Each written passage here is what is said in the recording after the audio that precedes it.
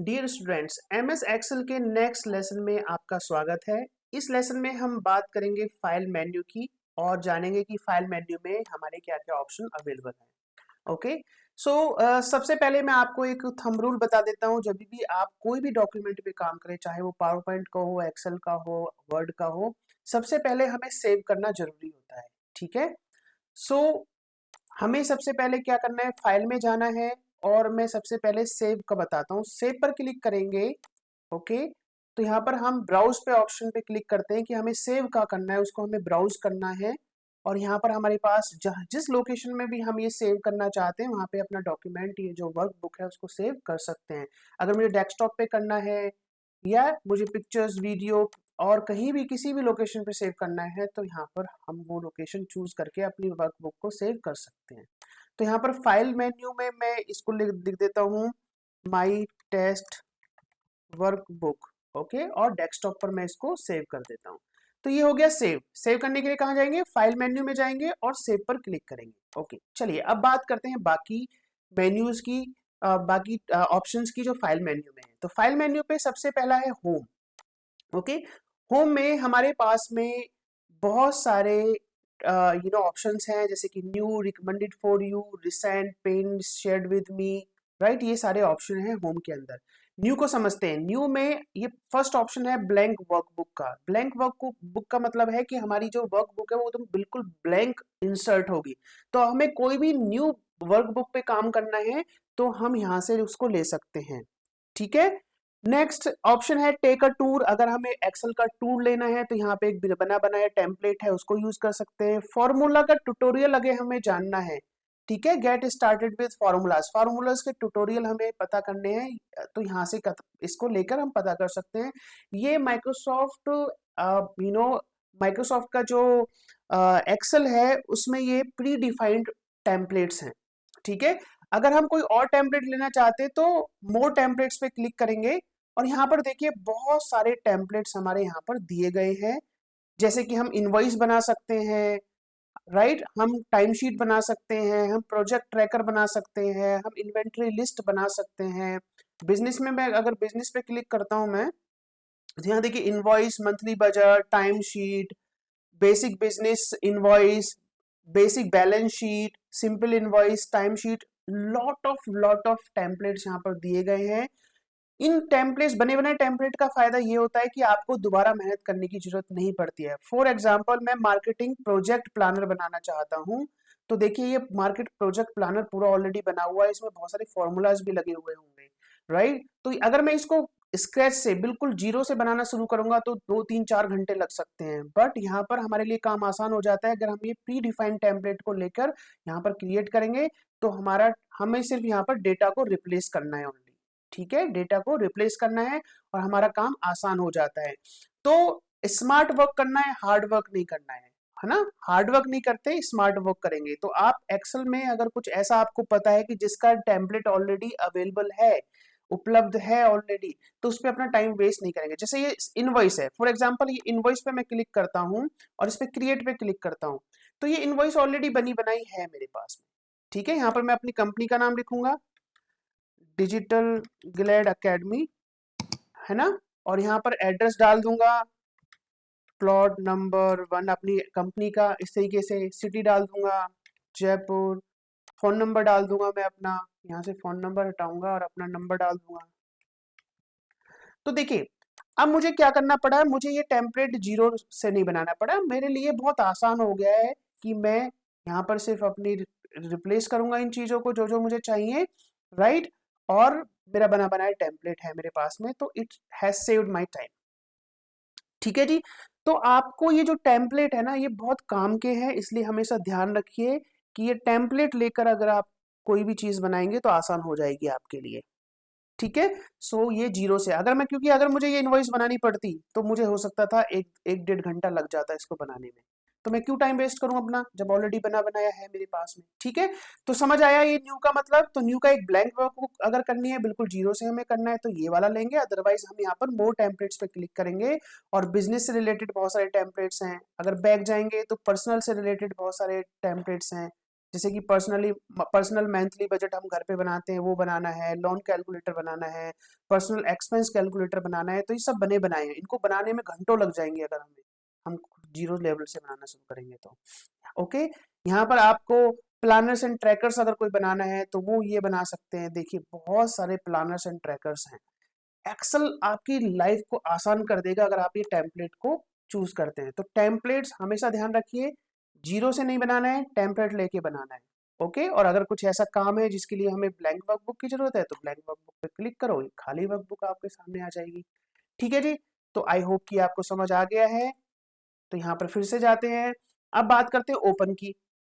देखो ओपन में क्या होता है, ओपन में आपकी जो सेव्ड वर्कबुक है, जो ऑलरेडी आपने जिस पे काम किया था, सेव कर दिया है सिस्टम में, वो आपको यहाँ दिखेंगी। तो जो पिंड है तो वो तो यहाँ दिख जाएंगी, लास्ट वीक की भी दिख रही है मुझे, बहुत सारी ये मेरी यहाँ पर दिख रही हैं जिनको मैं क्लिक करके ओपन कर सकता हूँ।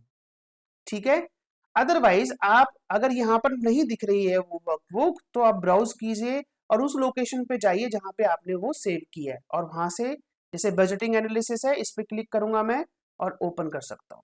ठीक है, तो ये हो गया आपका ओपन का। इन्फो पे क्लिक करेंगे तो जो वर्कबुक हमने ओपन कर रखी है उसकी प्रॉपर्टीज खुल जाएंगी, उसका साइज क्या है, टाइटल क्या है, टैग्स क्या है, कैटेगरी क्या है, अगर हमने डिफाइन कर रखी है। अभी हमने डिफाइन नहीं की है तो इसलिए नहीं दिख रहा है यहाँ पे। राइट, ऑथर कौन है, ये सब आपको इंफॉर्मेशन शीट की यहाँ पर दिख जाती है। ओके, आपको फाइल और लोकेशन खोलनी है, जैसे कोई वर्कबुक आपकी ऑलरेडी खुली हुई है, अब आप कंफ्यूज हो कि यार ये किस लोकेशन पे सेव कर दी मैंने। मैंने कई बार देखा है लोगों को कि वो सेव तो कर देते हैं, अब वो कंफ्यूज हो जाते हैं कि यार ये मैंने सेव कहाँ किया, किस लोकेशन पे सेव किया है। तो फाइल जाइए, इन्फो पे क्लिक कीजिए और ओपन फाइल लोकेशन। जिस फाइल लोकेशन पे मैंने सेव किया है वो देखो, मैंने ये डेस्कटॉप पे सेव की थी तो डेस्कटॉप मेरा लोकेशन ओपन हो चुकी है। ठीक है, सेव का मैं बता ही चुका हूँ सेव करना क्या होता है। अब सेव एज क्या होता है, देखो सेव एज करने का मतलब है कि जो मैंने फाइल सेव की हुई है, जो फाइल ये ओपन है, ये वाली जो फाइल ओपन है, एट दिस मोमेंट मैं इसकी एक कॉपी बनाना चाहता हूं और उस पर काम करना चाहता हूं। तो जैसे माई टेस्ट वर्कबुक ये मेरी डेस्कटॉप पर सेव है, इस पे मैंने कुछ काम किया, ठीक है, कुछ डेटा इस पे इंसर्ट किया और अब मैंने इसको यहाँ पे क्लिक किया, सेव कर दिया, सेव हो गई है। अब मैं इसकी कॉपी बनाना चाहता हूँ तो मैं फाइल में जाऊंगा और सेव एज पे क्लिक करूंगा, ब्राउज पे क्लिक करूंगा और यहाँ पे वर्कबुक जो भी मुझे नाम देना है मैं इस पे कॉपी और लिख देता हूँ, माई टेस्ट वर्कबुक कॉपी लिख देता हूँ। अदरवाइज जो भी आप नाम देना चाहते हो नाम दे सकते हैं, सेव पे क्लिक कीजिए। अब देखो मेरी माई टेस्ट वर्कबुक तो क्लोज हो गई है और माई टेस्ट वर्कबुक कॉपी इस समय हमारी ओपन हो चुकी है और अब मैं इस पे काम करना शुरू कर सकता हूँ। वो फाइल सेव है, ये काम जो मैं कर रहा हूँ ये कॉपी वाली वर्कशीट पे काम कर रहा हूँ, ना कि पहली वाली पे। ठीक है, सेव एज हो गया। नाउ प्रिंट, अभी देखो प्रिंट क्या है, हमारा हमारे प्रिंट में A4 और A3 मेजर पेज होते हैं जो मोस्टली आपको ऑफिस में मिलेंगे, या तो A3 साइज का पेज मिलेगा या A4 साइज का पेज मिलेगा।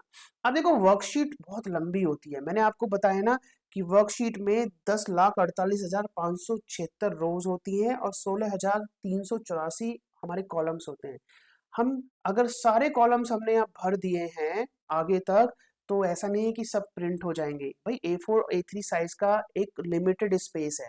तो यहाँ पे आप देखें डॉट डॉट डॉट डॉट जो बन गया है ये पेज बन गया, इसको मैं मिनिमाइज करके दिखाता हूँ। अब आपको दिख रहा होगा, ये जो दिख रहा है ये A4 साइज का एक पेज है, ये दूसरा पेज है, ये तीसरा पेज।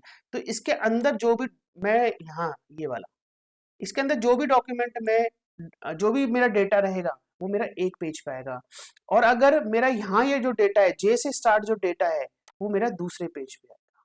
तो हमेशा अलाइनमेंट देख लें प्रिंट करने से पहले कि कहीं ऐसा तो नहीं है कि आपको ए से लेके जे तक कोई डेटा को एक ही शीट में प्रिंट करना था, है ना। अब एक शीट में प्रिंट करना है तो ये एक शीट में तो प्रिंट होगा नहीं, क्योंकि जो जे कॉलम है ये दूसरे वाले पेपर पर आएगा, तो आपका तो सब काम खराब हो जाएगा। इसलिए फिर हम क्या करेंगे, हम पेज लेआउट में जाके मार्जिन्स को एडजस्ट करते हैं, जो कि मैं आगे बताऊंगा आपको। लेकिन आपको प्रिंट समझ आ गया, प्रिंट ये प्रिंट प्रीव्यू है। अभी ये क्योंकि लाइन क्यों नहीं दिख रही है ना, व्हाइट शीट ही क्यों दिख रही है, ये डेटा ऐसे क्यों दिख रहा है, क्योंकि हमने अभी क्या नहीं किया हुआ है, इसको यहाँ पर हमने लाइन नहीं डाली है। ठीक है, ये जो बॉर्डर्स हैं ये नहीं है। अगर मैं यहाँ पर बॉर्डर्स डाल दूँ, ठीक है, इसको मैंने सेलेक्ट किया और यहाँ पर जाके मैंने ऑल बॉर्डर्स पे क्लिक कर दिया तो देखो लाइन आ गई ना। ऐसे ये होम मेन्यू में समझाता मैं, बट मैं आपको सिर्फ दिखाने के लिए कर रहा हूँ। प्रिंट पे जाएंगे तो देखिए अब ये इस तरीके से हमारा प्रिंट आएगा और ये मार्जिन है, ये जो इस तरफ दिख रहा है ये मार्जिन है, ठीक है। तो यहाँ पर हम प्रिंट के बारे में समझ गए। ओके, प्रिंट एक्टिव शीट का मतलब है कि इस समय जो शीट एक्टिव है उसका जो मैंने जिस पे मैंने सेल रखा हुआ है वो एक्टिव है। अगर मैं इस पे क्लिक कर रख दूंगा तो मेरा एक्टिव शीट कौन सी हो जाएगी, मेरी एक्टिव शीट हो जाएगी, जस्ट ए मिनट, अच्छा एक्टिव, तो एक्टिव शीट पता लग गया। Now let's talk about the portrait और ओरिएंटेशन। मेरा लैंडस्केप में इस तरीके से आएगा और अगर मैं पोर्ट्रेट में प्रिंट करूंगा तो इस तरीके से आएगा, ठीक है। मेरा साइज यहाँ पे जरूर चूज करना है। मैं अभी A4 साइज चूज कर लेता हूँ क्योंकि जो A4 साइज ही मोस्टली प्रिंटर्स में मिलता है आपको, तो A4 साइज ही यहाँ से सिलेक्ट करना है। ये हो गया प्रिंट। अगर मैं किसी के साथ शेयर करना चाहता हूँ इस फाइल को तो O365 जो ऑफिस 365 वर्जन है उसमें यहाँ शेयर का भी ऑप्शन है कि मैं यहाँ से ही सीधा सीधा शेयर कर सकता हूँ, ठीक है। एक्सपोर्ट का मतलब है कि देखो जो फाइल ये बनती है इसका जो एक्सटेंशन होता है .xlsx होता है, जो कि हमारी माइक्रोसॉफ्ट एक्सेल में ही ओपन होगी। लेकिन मैं अगर पीडीएफ में कन्वर्ट करना चाहता हूँ जो कि एडोब रीडर में खुलेगा, तो उसके लिए मुझे यहाँ एक्सपोर्ट पे क्लिक करूंगा, क्रिएट पीडीएफ, ठीक है।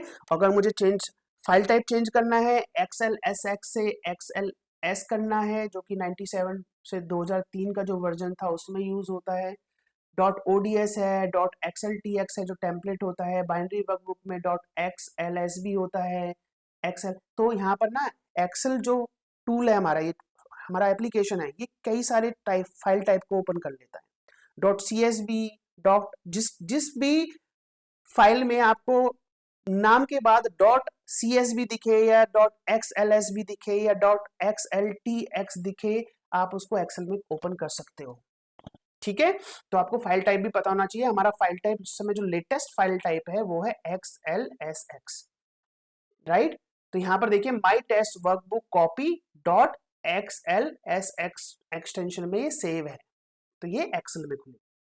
नेक्स्ट बात करते हैं पब्लिश की, ठीक है। तो यहाँ पर हमारा जो पावर बीआई है ये हमारा एक डेटाबेस टूल है, वहां पर हम इसको पब्लिश कर सकते हैं, ठीक है। अगर आप एक डेटा एनालिस्ट हो तो आप यहाँ पर इस डेटा को पब्लिश टू पावर बीआई कर सकते हो। और ये जो क्लोज का बटन है, ये हमारा क्लोज पे क्लिक करेंगे तो हमारा एक्सेल तो ओपन रहेगा, बट जो वर्कबुक है ये वाली हमारी बंद हो जाएगी। अभी एक्सेल अभी भी खुला हुआ है, ठीक है। तो आई होप ये आपको सारे जो ये आपके ऑप्शंस हैं वो आपको समझ आ गए होंगे। तो अगले लेसन में हम बात करेंगे होम मेन्यू की, ठीक है, और मिलते हैं नेक्स्ट लेसन।